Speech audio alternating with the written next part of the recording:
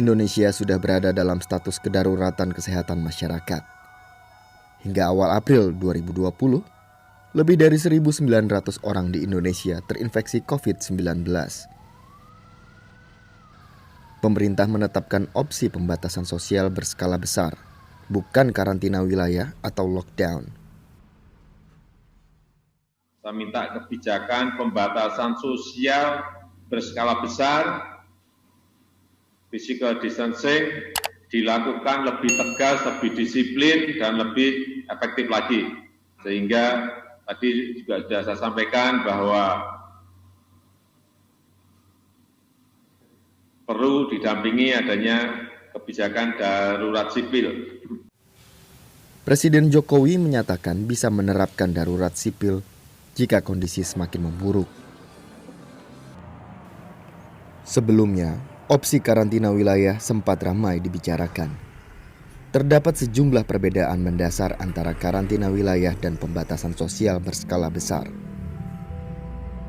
Area karantina harus diberi garis pembatas dan selalu dijaga petugas. Sementara dalam pembatasan sosial, hanya meliputi pembatasan kegiatan di fasilitas umum, keagamaan, dan liburan sekolah. Perbedaan lainnya, pemerintah pusat menanggung kebutuhan warga dalam status karantina wilayah, tapi tidak untuk status pembatasan sosial. Lalu, bagaimana penanganan COVID-19 di China, negara yang pertama kali mengumumkan adanya kasus positif corona baru? China menerapkan karantina wilayah secara ketat. Beijing juga menggunakan beragam teknologi mutakhir untuk menghadapi virus corona. Seperti robot pengantar makanan di rumah sakit, kamera yang bisa mengidentifikasi wajah, lengkap dengan pengukur suhu badan, serta drone untuk memantau pergerakan warga. Sistem pengawasan data publik yang ketat di China banyak dikritik dunia internasional. Tapi, pengawasan itulah yang justru terbukti efektif membantu pemerintah China mengendalikan pandemi COVID-19.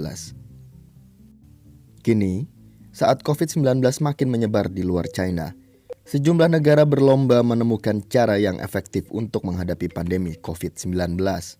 Salah satunya adalah Korea Selatan. They're using your phone to locate where you are, and then they'll send you an emergency alert if you're anywhere near where a confirmed coronavirus patient has been.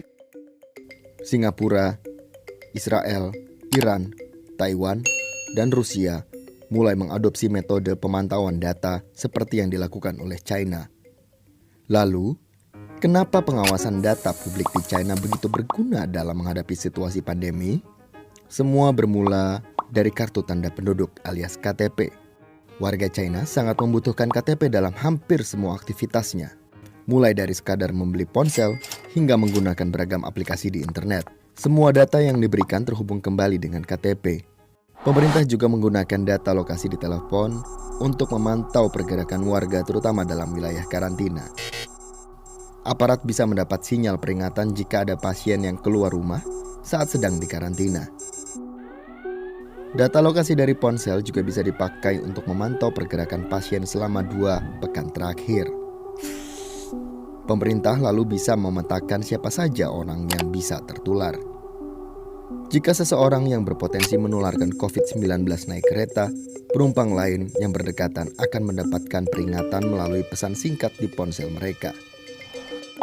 Semua teknologi mutakhir yang dimiliki China tidak akan efektif tanpa penegakan hukum yang tegas dari para aparat negara. Polisi juga dibantu para relawan untuk menerapkan aturan yang ketat saat sebuah wilayah dikarantina. Tapi, banyak orang di luar China khawatir jika pengawasan data publik secara ketat diterapkan pula oleh negara lain. Mencari titik tengah antara menjamin privasi dengan keamanan sebuah negara jadi masalah klasik pemerintah dengan warganya. Tapi, sejarah akan tetap mencatat COVID-19 bisa memicu dilema itu semakin pelik karena terkait dengan jutaan nyawa manusia.